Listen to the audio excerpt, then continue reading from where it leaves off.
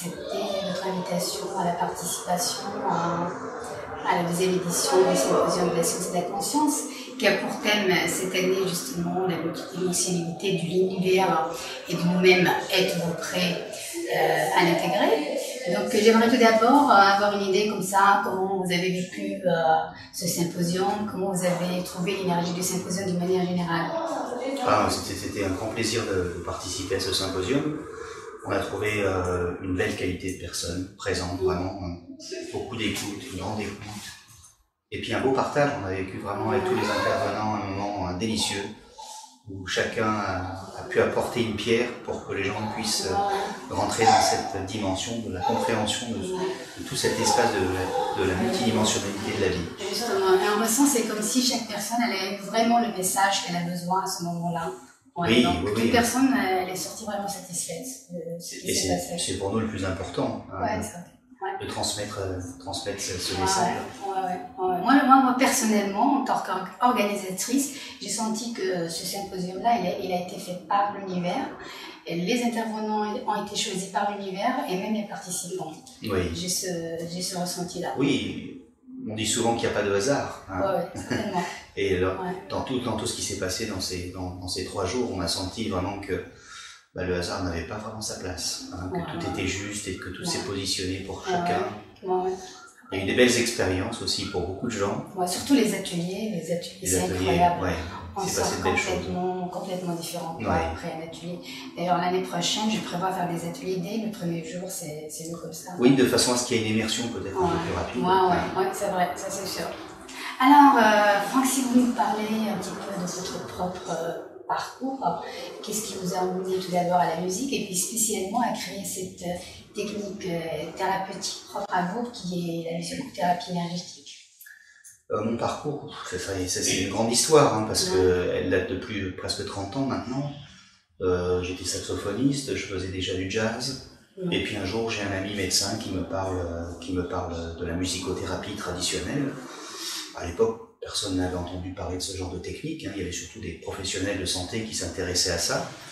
Donc je décide de me lancer dans cette aventure. Et puis on a l'occasion de faire un stage dans l'hôpital Necker auprès des enfants cancéreux. Je me prends de passion pour un petit garçon. Et voilà, et l'histoire a commencé là. Il me dit « Franck, tu t'occupes toujours de ma tête, mais moi c'est là que j'ai mal. » En me montrant son corps. Donc ça a été le début un peu comme je dirais un feu de poudre. Voilà, ça a allumé tellement de choses en moi que je me suis dit ok, maintenant il faut s'intéresser aussi comment on pourrait, en utilisant tout ce que j'ai appris et vu dans la musicothérapie traditionnelle, mais aussi maintenant amener des réponses aussi dans la souffrance de l'être, de l'âme. Voilà, et puis ça a été une recherche depuis maintenant plus de 30 ans.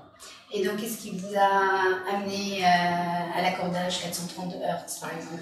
Si tout d'abord vous nous parlez de cet accordage, quelle est la différence avec les 440 Hz? Voilà, quelles sont les vertus de cet accordage? Nous, on en a fait l'expérience, mais j'aimerais bien que vous Oui, c'est important d'en parler, parce qu'on lit beaucoup de choses aujourd'hui sur Internet, sur cet accordage. À la fois des gens qui sont pour, d'autres qui sont contre. Je crois qu'il n'y a même pas à être ni pour ni contre, il faut expérimenter déjà avant tout.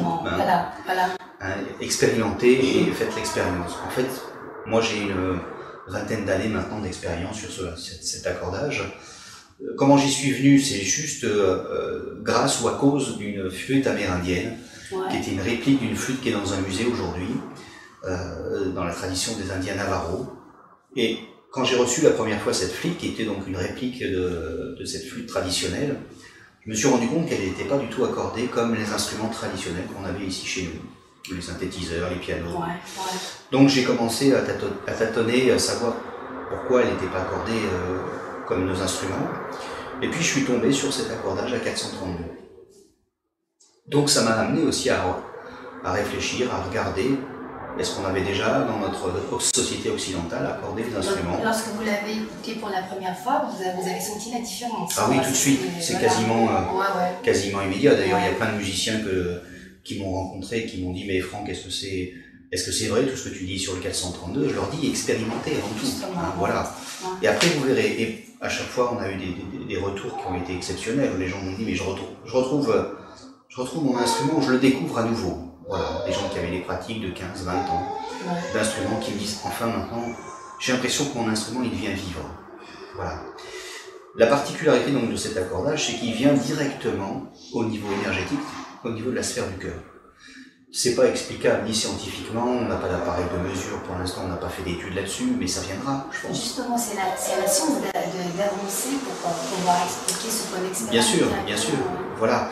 Donc aujourd'hui, on sent, et dans l'expérience qu'on a fait dans le symposium, tous les gens m'ont ramené ça aussi, m'ont dit ah oui, on sent bien que là, quand on écoute cette musique en 432, il y a autre chose qui se passe. On est pris différemment, on sent que ça nous parle au niveau du cœur, c'est là que ça vient nous toucher. Et la musique qu'on a aujourd'hui, qui est fixée au diapason 440, on sent qu'elle est plus dans la tête. Voilà. Il n'y a rien qui explique ça. Aujourd'hui, on peut difficilement expliquer ça, c'est juste une histoire de ressenti. Alors c'est vrai qu'une personne qui est déjà très dans le mental, très dans la sphère du mental, le 440 va continuer à alimenter cette sphère-là. Pour lui, ça ne va pas faire grand-chose. Quand on va le faire écouter du 432, il peut même avoir des réactions très virulentes, parce que du coup, ça change aussi son paradigme, sa vision du monde, son ressenti. Et il est obligé de goûter à autre chose. Des fois, on est favorable à ce genre d'expérience, des fois moins. Voilà. Tout ce qu'on peut dire aux gens, c'est allez, expérimentez, faites votre propre expérience. Et vous aurez votre propre jugement. Mais ne lisez pas tout ce qui se dit sur Internet, parce que on a beaucoup de choses, on entend même que le diapason a été changé par les nazis et tout ça. J'ai pas retrouvé de traces historiques de tout ça. Voilà.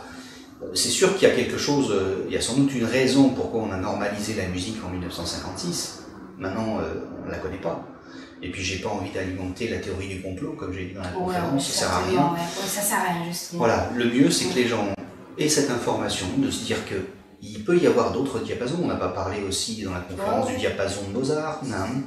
J'en ai parlé un petit peu, qui était plutôt à 422, qui venait nous amener dans la sphère du sacré, amener ces informations. Donc c'est encore plus intense. Encore plus bas. Donc plus forcément très différent, parce que là on touche plutôt le deuxième centre énergétique, et là on nous amène vraiment dans cette expérience du sacré. Il ne faut pas oublier que Mozart était aussi et qu'il avait été formé à toutes ces techniques, aussi également de compréhension, qu'il y avait des portes d'accès à l'être, en tout cas sur le plan énergétique, et qu'il voulait venir nous secouer à ce niveau-là. Regardez comme vous êtes sacré, voilà, dans le requiem, on est fixé sur ce diapason-là, et je pense que c'est important effectivement que les gens aient conscience que la musique, elle ne doit pas être quelque chose de figé. Elle est quelque chose de libre, voilà. Et quand on commence à goûter à autre chose, on se dit « Ah, ça me parle » ou « ça me parle plus ». Voilà. Et c'est ça qui est important. Moi, j'adhère toujours à ce que dit Einstein. Il dit que la connaissance s'acquiert par l'expérience. Le reste, c'est mieux que de l'information. C'est que du savoir. Voilà, justement. Alors, donc, vis-à-vis de cette thérapie énergétique que vous proposez, il y a d'autres outils tels qu'on a vu avec vous dans un atelier, et les ateliers, les élixirs sonores. Donc, si vous nous parlez un petit peu plus de ces élixirs, de quoi ils sont formés, et qu'est-ce qui fait qu'ils nous permettent justement de reconnaître notre fréquence identitaire vibratoire, et aussi vous allez nous parler de cette fréquence identitaire vibratoire propre à toute personne, à chaque personne. Oui, en fait j'ai compris que j'ai redécouvert peut-être quelque chose qui est déjà très ancien, qu'on a les anciens avaient déjà conscience. C'est toujours des redécouvertes, voilà. En fait, il y a cette grande famille d'âmes, cette grande famille d'âmes correspondent à chacune des notes qu'on trouve dans la gamme diatonique. Chacune de ces notes donc correspond à un programme existentiel de ce qu'on est venu vivre ici, sur Terre, dans cet espace terrestre. Donc chaque personne s'incarne avec cette fréquence. Dans le symposium, j'ai montré je faisais le parallèle justement entre le monde qui s'est créé à partir d'un son, comme le disent beaucoup de traditions, et que nous aussi, sans doute, on sait aussi également créer à partir d'un son. Voilà. Donc à partir de ce son originel, qui est notre fréquence vibratoire identitaire, eh bien, on a un programme d'existence. On est là pour quelque chose.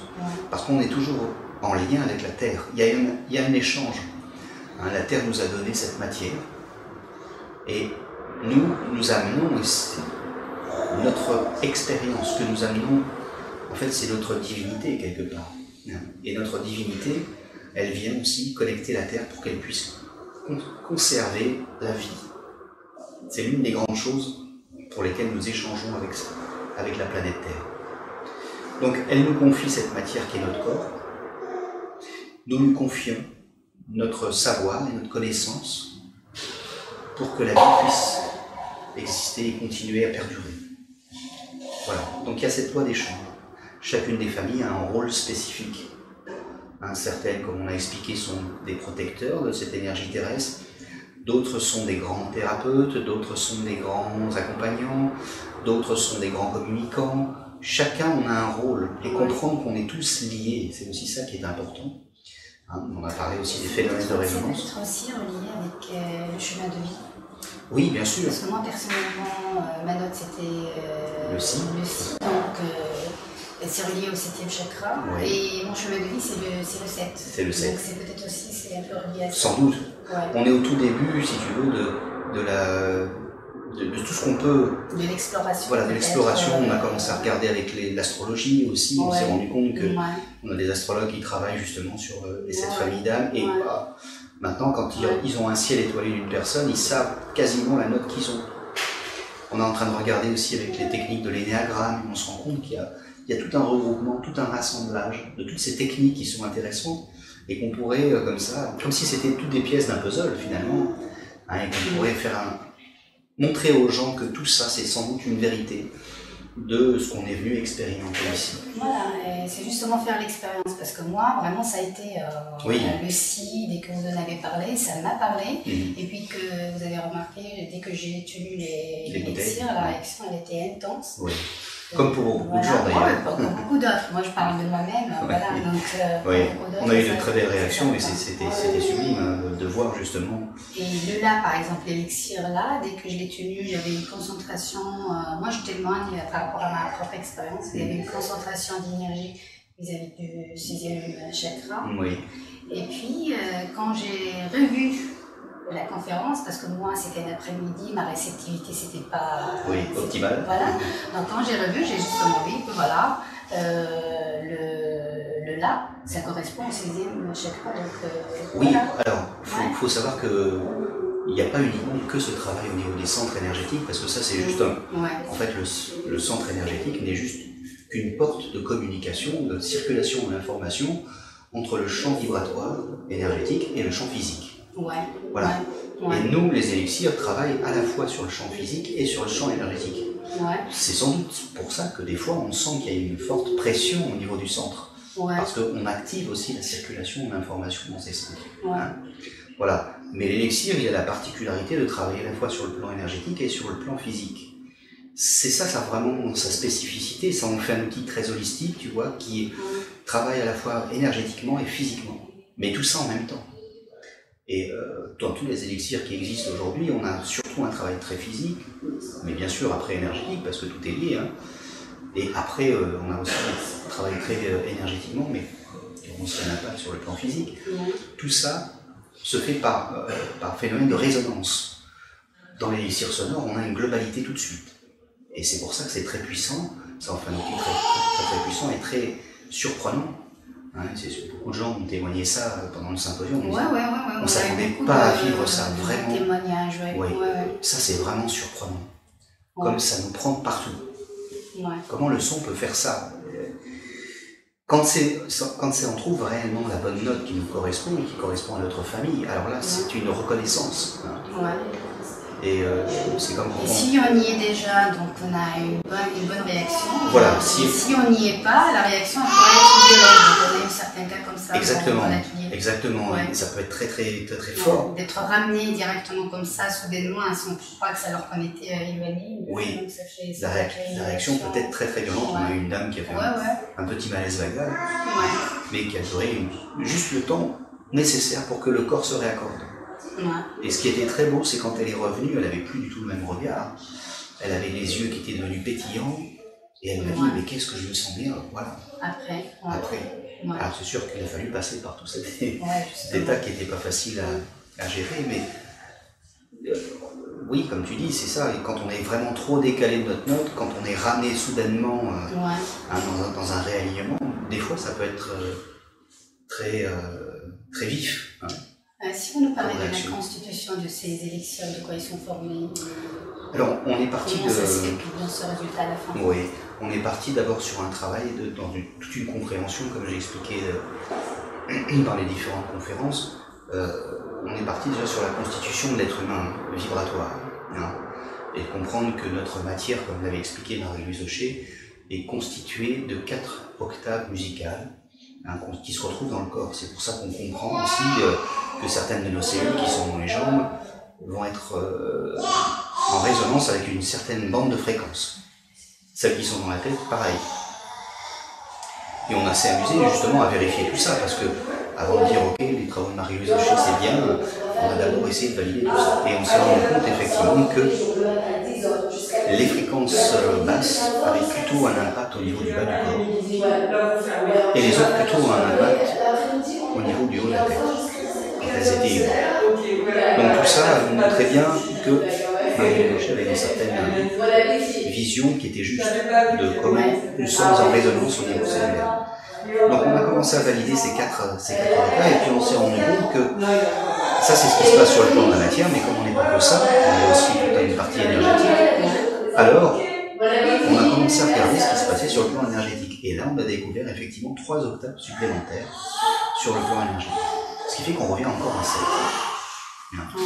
7 plans vibratoires qui correspondent à la globalité du champ d'expérience terrestre. Voilà.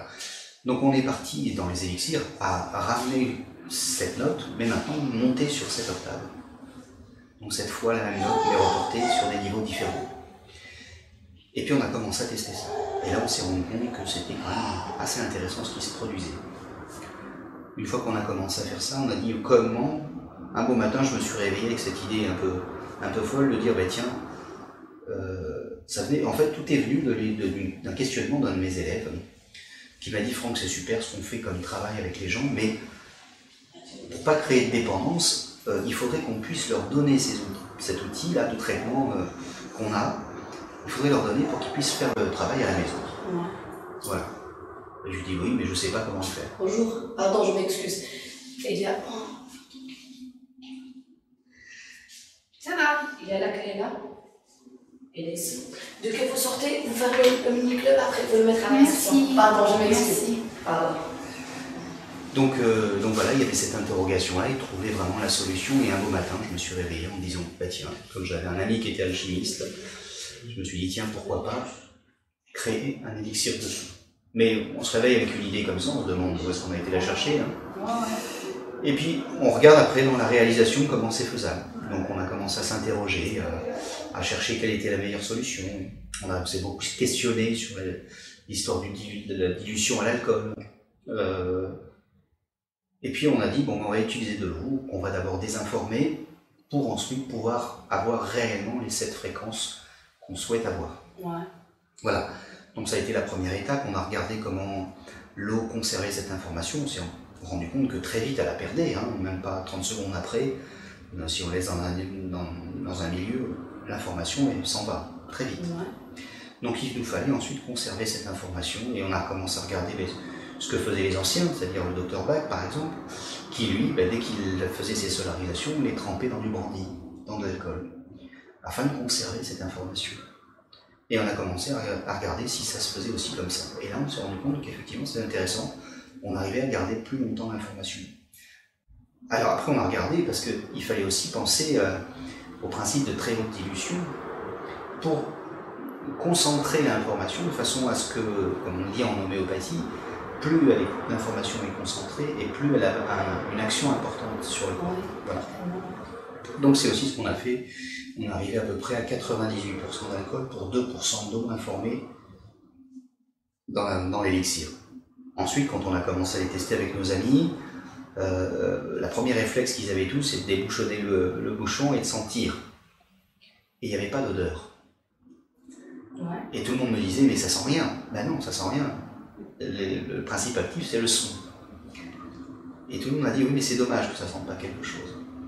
Alors on a commencé avec cet ami alchimiste à regarder comment on pouvait effectivement associer un son, ses fréquences, avec aussi un système olfactif. Voilà. Donc ça a été aussi un long travail de recherche pour trouver vraiment quelque chose qui soit complémentaire et non pas qui viendrait annuler l'effet du son. Voilà, puis on a commencé ensuite on a testé ça au CNRS avec le professeur Janayach, qui a fait des cristallisations sensibles pour montrer l'impact que ça avait au niveau du vivant. Et on a vu effectivement des choses assez incroyables, que c'était très très vivant. Donc tout ça a l'air de tenir route, mais j'aimerais encore aller plus loin. Aujourd'hui, on a des gens qui travaillent sur différentes pathologies avec ces élixirs et il semblerait qu'on commence à voir des choses assez intéressantes. Donc on est en train de faire des films aussi pour, pourquoi pas, à un moment donné, aller voir des associations qui s'occupent de certaines pathologies et leur dire voilà, nous on a ça. Et peut-être que ça serait intéressant de pousser plus loin un peu la recherche, si vous le souhaitez.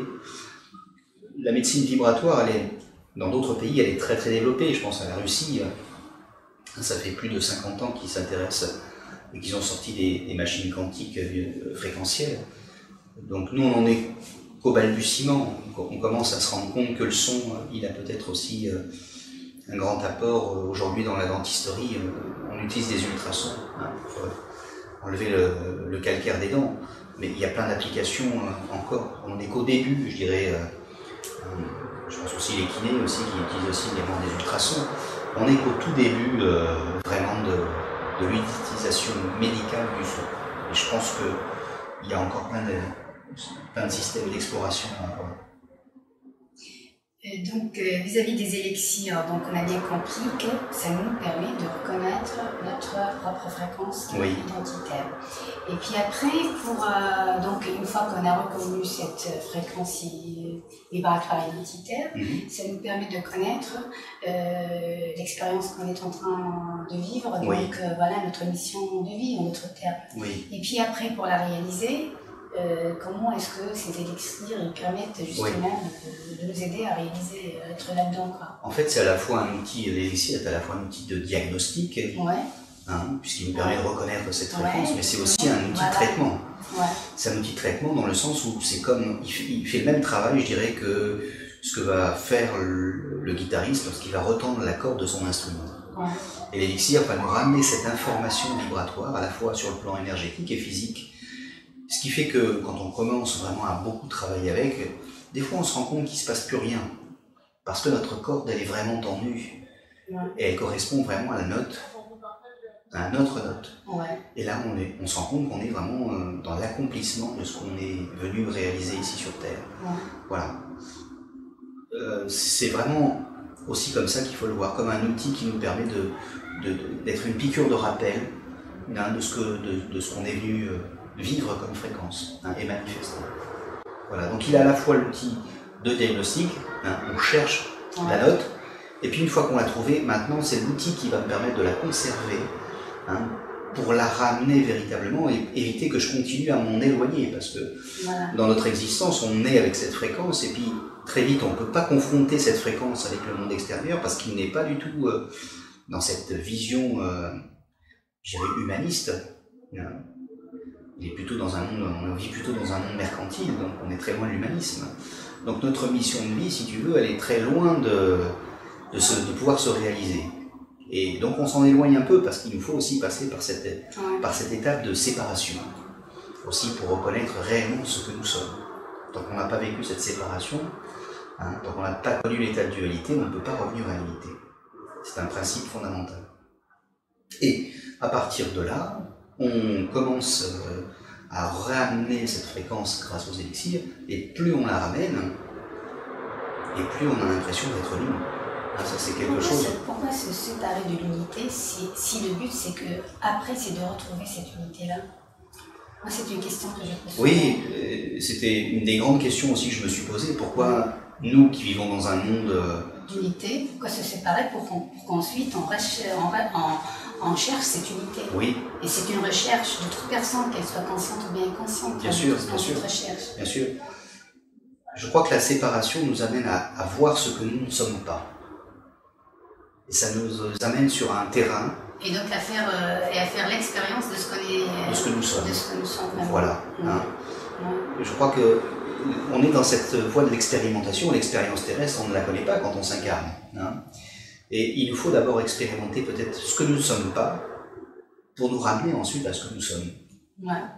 Vous avez parlé tout à l'heure de 7 champs vibratoires et pendant la conférence, vous avez fait le lien avec les 3 champs H1, H2, H3 de Émile Pinel. Si vous nous en parlez un peu plus. Il y a vraiment les 4 premières octaves musicales qui sont en relation avec ce fameux champ H2 qui est le champ physique qu'avait découvert Émile Pinel, et puis on a tous les 3 autres octaves qui correspondent au champ H3 qui est le lien entre la dimension la plus haute de notre être, ce que définissait aussi Philippe Bogola dans sa conférence comme étant l'onde de Psi. En fait, on pourrait appeler ça aussi notre dimension divine, quelque part. Moi, j'aime bien dire le créateur que je suis, cette dimension-là. Et il y a le champ H3 est vraiment ce qui permet de passer de cette pensée, je dirais, qui va venir se matérialiser, à ce qui va être le champ d'expérience de la matière. Et ce fameux champ H3, il permet la circulation de cette information. Dans les traditions, on l'appelle le champ aurique, même dans la tradition chrétienne, on parlait des demeures du Père, qui définissaient les 7 centres énergétiques. Donc tout ça on a... C'est le plan éthérique. Oui, c'est le plan éthérique, c'est le plan l'aura aussi. Oui, mais dans la tradition, on parle de 7 plans, généralement. Oui. Alors qu'Émile Pinel, il parle de 3 champs. Et donc peut-être que la science, elle est juste en train de se rattraper par rapport à la tradition. Et puis on va découvrir qu'il y a justement 7 champs. Oui, les 3 champs de Pinel ne sont pas la même chose que les 7 plans éthériques. C'est 2 choses différentes. En fait, lui, il est parti d'une globalité. Le champ H3, c'est le champ éthérique. Mais que le champ H3. Voilà. Le champ H1, c'est la matière. Et lui, à partir des équations, il explique comment l'information passe d'un champ à l'autre. Et que les 3 champs sont liés. Le champ de l'endopsie, de notre créateur, du divin, comme on veut l'appeler, va passer par le H3. Le H3, pouf, va aller dans le H1, et puis du H1, l'information remonte au H3, et ensuite pour aller au H2. Donc il y a vraiment cette circulation qui se fait en permanence. C'est-à-dire, on peut dire que plan astral, parce que la tradition elle dit il y a le plan physique, puis il y a le plan éthérique, et puis il y a le plan astral, mental, causal, spirituel et atmique, le tout ça des 7. Voilà. Donc je pense que depuis l'astral, c'est condensé en le plan H3. Ça peut être ça si on voudrait faire le lien. Exactement, tout ça c'est le plan H3. C'est ce qui va se passer effectivement au moment de la mort. Ce fameux champ H3 va revenir dans le H2. Et c'est ça qui va donner aussi un retour de l'information de toute l'expérience qu'on a vécue ici sur Terre à cette dimension divine, qui va aussi se nourrir de ces informations pour recréer maintenant une nouvelle vie, ce que les bouddhistes appellent le cycle des réincarnations, va se réincarner donc pour amener maintenant une nouvelle conscience à travers la somme d'expériences qu'elle a déjà vécues.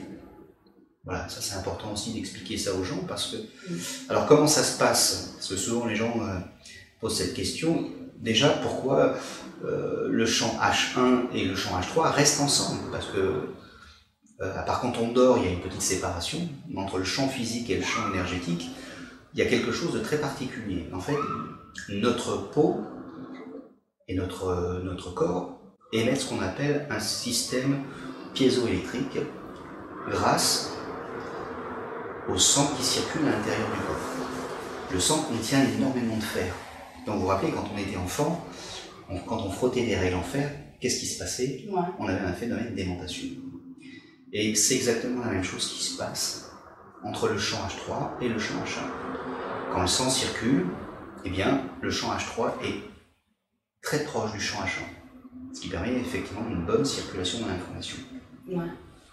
Lorsqu'on dort, le cœur ralentit son rythme, la circulation sanguine devient plus faible, donc moins de phénomènes d'aimantation, et ce qui laisse au champ H3 la possibilité maintenant de s'éloigner de la matière.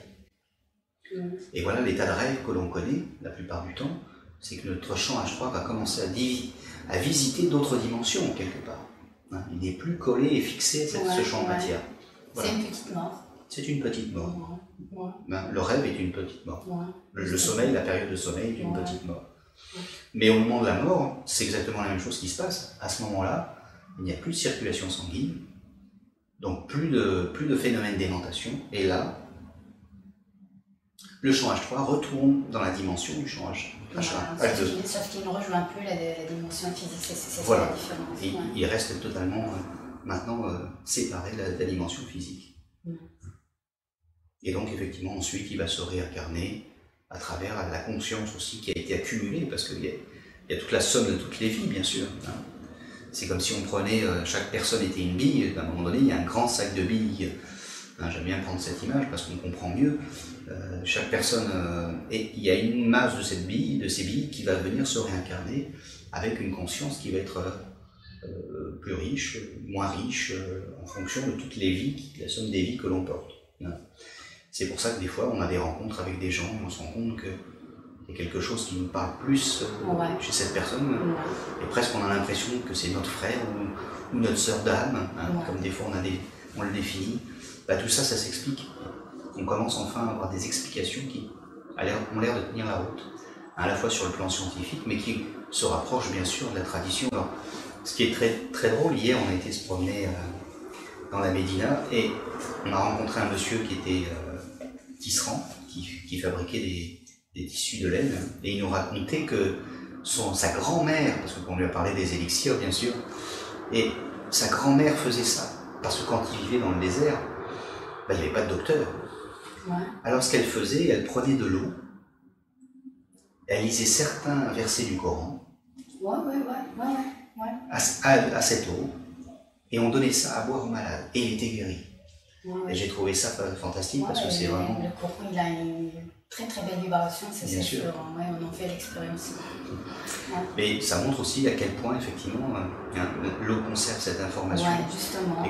Et qu'elle peut ça affirme le fait que, tout d'abord, que l'eau a une mémoire.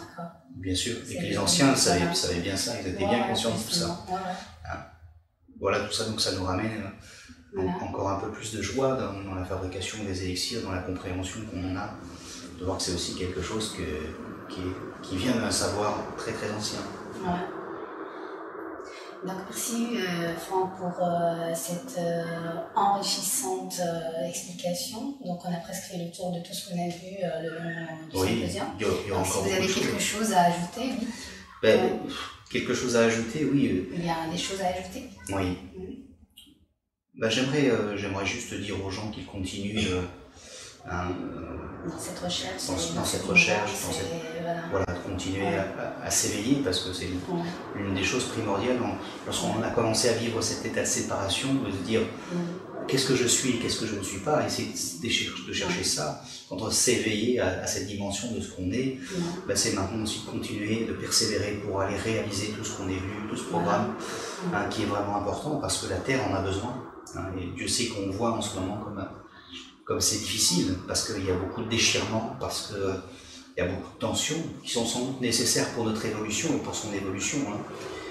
Rien n'est forcément négatif.